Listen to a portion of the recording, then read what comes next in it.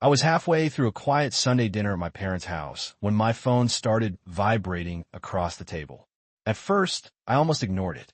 The screen showed my neighbor Nate calling, and normally that meant something minor, maybe a package had been delivered to the wrong address. Maybe someone forgot to close the marina gate. Nothing urgent, nothing life-changing. But the second I answered, I knew something was wrong. Nate didn't even say hello. He just blurted out, "Ryan, are you renting your yacht out tonight?" I remember laughing because the question was so absurd. "What are you talking about?"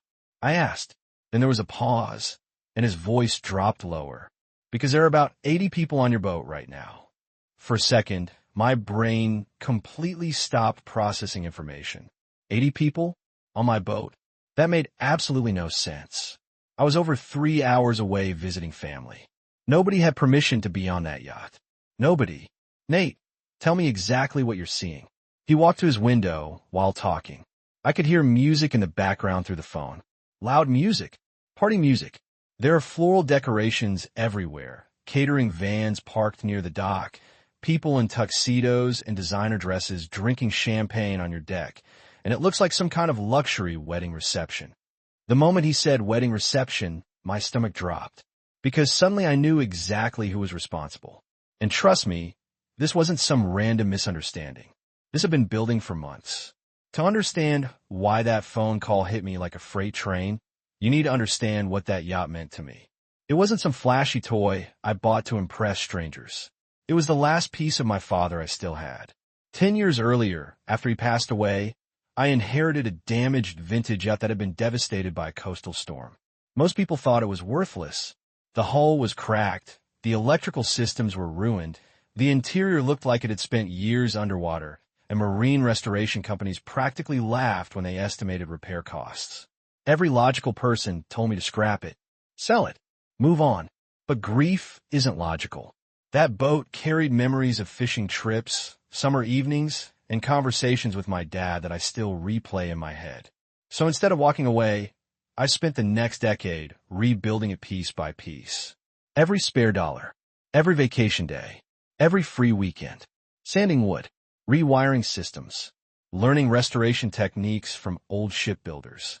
There were nights when I worked until midnight under portable lights because I couldn't stand seeing another section unfinished. By the time this story happened, the yacht had become something special. Not because it was expensive, but because it represented 10 years of sacrifice and love. That's why I never rented it out. Not for parties, not for photo shoots, not for events. No amount of money could convince me otherwise. Unfortunately, one person refused to accept that answer.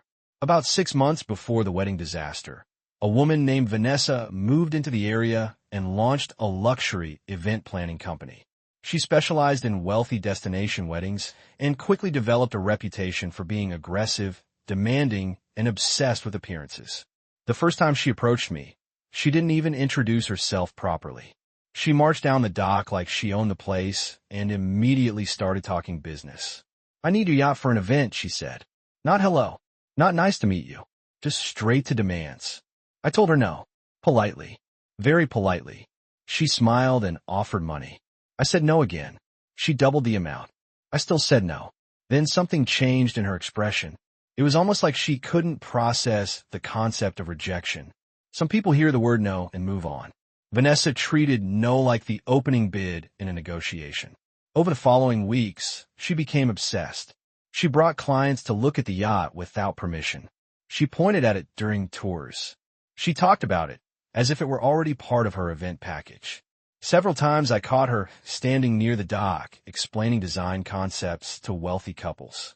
Every time, I forced them to leave. Every time, I made myself crystal clear. The yacht was private property. It was not a venue. It would never be a venue. Looking back now, I realized something important. Vanessa wasn't hearing my words at all. She had already created a story in her head where she always got what she wanted. In her mind, my refusal wasn't a final answer. It was simply an obstacle, a temporary inconvenience, a problem she planned to solve later. And apparently, the solution she came up with was waiting until I left town, cutting through security, taking over my yacht, and hosting a luxury wedding reception without permission. As Nate continued describing the scene, my pulse got faster and faster. I could practically picture strangers spilling drinks across restored woodwork, leaning against antique railings, stomping through rooms I'd spent years rebuilding. Every minute that passed felt like another attack on something deeply personal. Don't confront anyone, I told Nate. Stay inside and keep watching. He sounded confused. What are you going to do? I stood up from the dinner table, grabbed my keys, and headed for the door. I'm calling the authorities, I said, and then I'm driving home. At that moment, I had no idea the situation was about to explode into something far bigger than a simple trespassing case. Because while Vanessa thought she was hosting the wedding of the season, she had just made the biggest mistake of her entire life. Before I tell you what happened when I got back to the marina, I want to pause for a second because this situation is actually a perfect example of how entitlement turns into disaster. A lot of people think conflicts like this happen because someone wants money. Sometimes that's true, but this goes deeper. This is a psychological trap. Vanessa had spent months building a luxury brand around getting wealthy clients whatever they wanted, and eventually she started believing the rules applied to everyone except her. Once that mindset takes hold, every boundary feels negotiable. Every rejection feels temporary. From a legal perspective, that's where people get themselves into serious trouble. Private property isn't public property just because it looks attractive or isn't being used at the moment. According to standard procedure, consent is the foundation of almost every property-related right. No permission means no access. No signed agreement means no commercial use. It really is that simple. The lesson here is that some people become so convinced they're the main character that they stop recognizing where their rights end and someone else's begin. And unfortunately for Vanessa, reality was about to give her a very expensive reminder. The drive back felt twice as long as it actually was. You know those moments when your mind keeps replaying every possible worst-case scenario? That was me for 3 straight hours.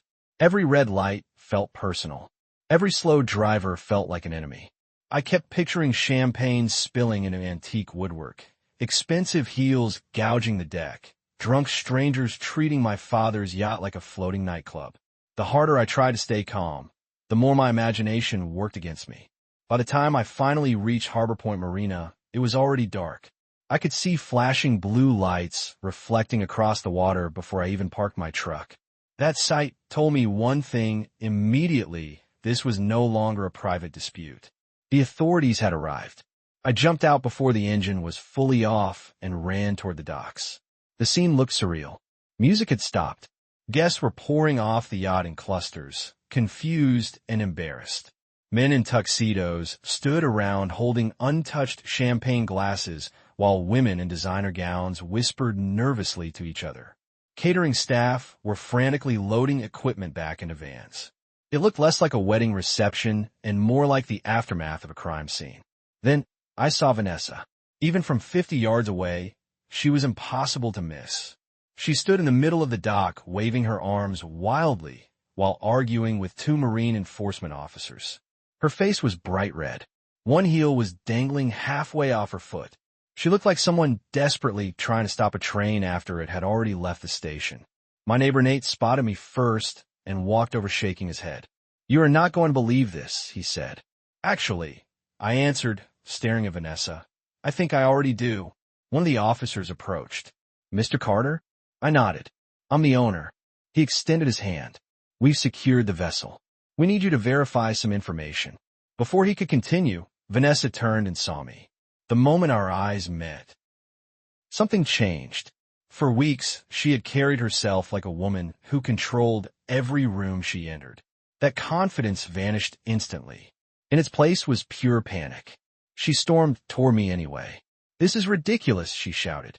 "Tell them this is a misunderstanding." "Ist daher." "A misunderstanding?" "Yes," she snapped. "You weren't using the yacht. I left payment. Everyone benefits. You're making a huge scene over nothing." I honestly couldn't believe what I was hearing. "You cut through a locked gate. My staff found it open. You entered a locked cabin. I left a check on the kitchen counter." "Which means you entered the locked cabin." For the first time, several wedding guests nearby started listening. You could actually see realization spreading across their faces. They hadn't rented a legitimate venue. They had attended an event hosted on stolen property. Vanessa noticed the crowd, listening, and immediately switched tactics. Suddenly, her voice softened. "Ryan, come on. Let's be reasonable. We can work this out privately." There it was. The classic pivot. Arrogance when she thought she was winning. Cooperation the second consequences appeared. This is another psychological trap people fall into. They mistake kindness for weakness and assume everyone else operates that way too. Vanessa genuinely believed that if she offered enough money, enough excuses, or enough emotional manipulation, I'd simply let it go. What she never understood was that the issue had stopped being financial months ago. The second she ignored my repeated refusals, this became about respect. The officer interrupted. "Ma'am, we inspected the property." He held up a clear evidence bag containing the cut lock. This was recovered from a nearby trash container. Her face went pale. The officer continued. "We also have witness statements and video recordings showing unauthorized entry and commercial activity." For a moment, she just stood there staring at the evidence. Then she exploded. "This is insane," she screamed. "Do you know how much money this event cost? Do you know who these clients are?" The officer's expression didn't change at all. "That doesn't affect the situation." "It absolutely affects the situation," she yelled. "I have contracts, employees, vendors, international clients." "Do you have permission from the property owner?" he asked. Silence. "Do you have a signed rental agreement?" More silence. "Do you have commercial certification for operating an event on this vessel?" Nothing. Every answer she needed simply didn't exist, because she'd never bothered obtaining them. She'd skipped all the steps and jumped straight to the profit. Meanwhile, I finally stepped aboard the yacht. The sight almost made me sick. Decorative fixtures had been tied to original railings. Furniture had been moved. Food stains covered parts of the deck. Someone had dragged heavy equipment across restored flooring. It wasn't destroyed, but damage was everywhere. 10 years of careful restoration had been treated like event decor. I walked slowly through the cabin and found exactly what Vanessa had mentioned a check sitting proudly on the kitchen counter. Apparently, she thought leaving money transformed breaking and entering into a legitimate business transaction. I picked it up and started laughing. Not because anything was funny. Sometimes you laugh because the alternative is losing your temper completely. When I returned outside, the lead officer asked the question everyone had been waiting for. "Mr. Carter, would you like to pursue charges?" Vanessa immediately stepped forward. "Wait." Her voice cracked. "Please." Suddenly the confidence was completely gone. "We can settle this. I'll pay for repairs."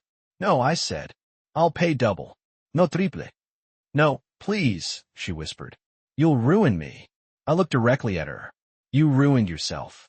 That was the moment reality finally hit her. Not a little. Not partially. Completely.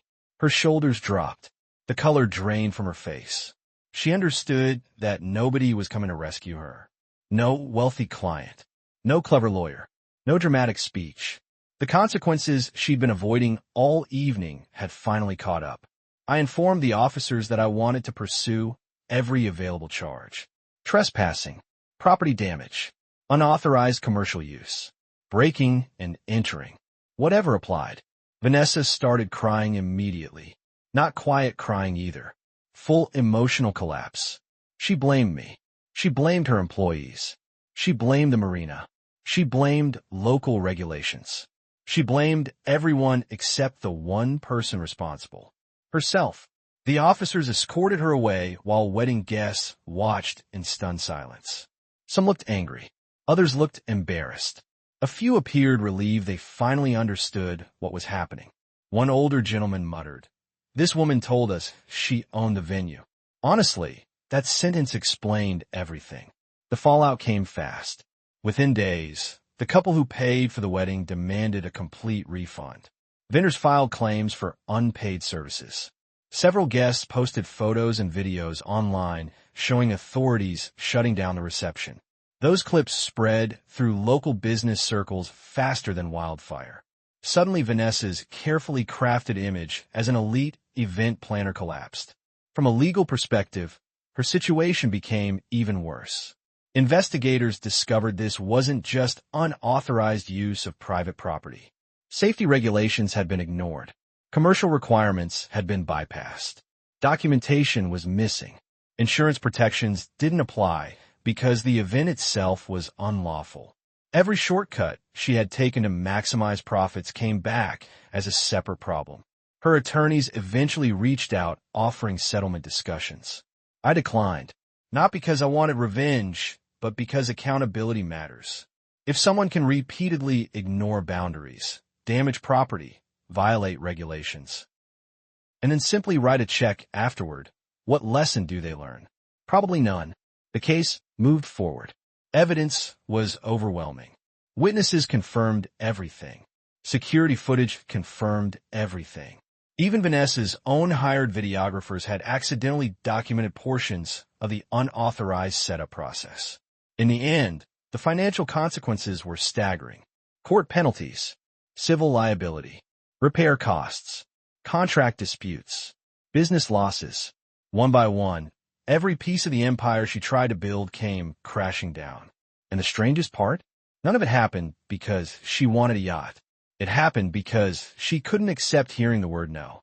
A few months after everything was over, I found myself sitting alone on the yacht one evening, watching the sun disappear beyond the horizon. The repairs had been completed. The scratches were gone. The damaged sections had been restored. If you walked aboard that day, you probably would never have guessed what happened. Physically, the yacht looked better than ever. But mentally, I kept thinking about how close I came to losing something that mattered deeply to me. And honestly, the thing that stayed with me wasn't the property damage, the court case, or even the money. It was the realization that some people genuinely believe other people's boundaries are optional. They see a fence and think it's a suggestion. They hear the word no and treat it like the first step in a negotiation. They convince themselves that their goals are so important that everyone else's rights become secondary. Vanessa wasn't stupid. She knew exactly what she was doing. She simply believed the rules wouldn't apply to her. That's why this story has stuck with me. It wasn't really about a yacht. It was about entitlement.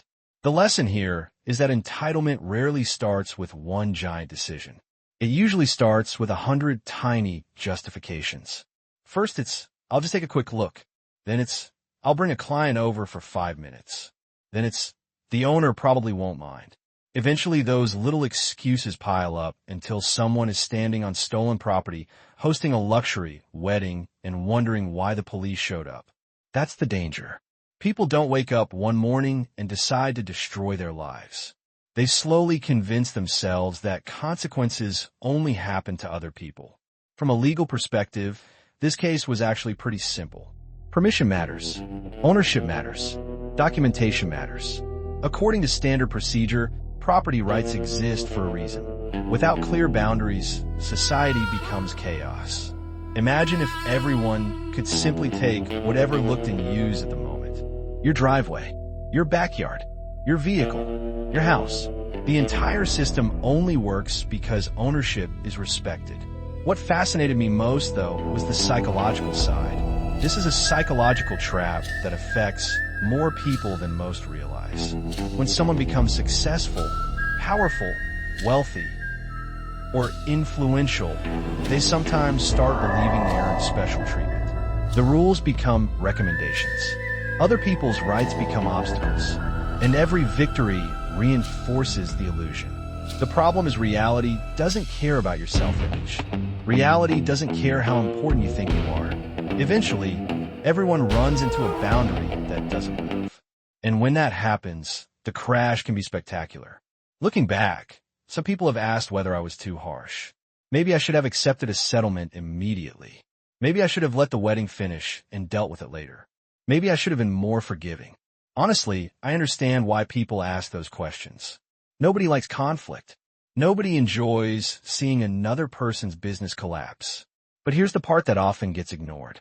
I didn't create those consequences. Vanessa did. Every major consequence she faced was connected to a decision she personally made. She chose to ignore repeated refusals. She chose to enter private property. She chose to cut a lock. She chose to build an entire commercial event around something she didn't own. The outcome wasn't bad luck. It was the natural result of those choices. And I think that's an important distinction.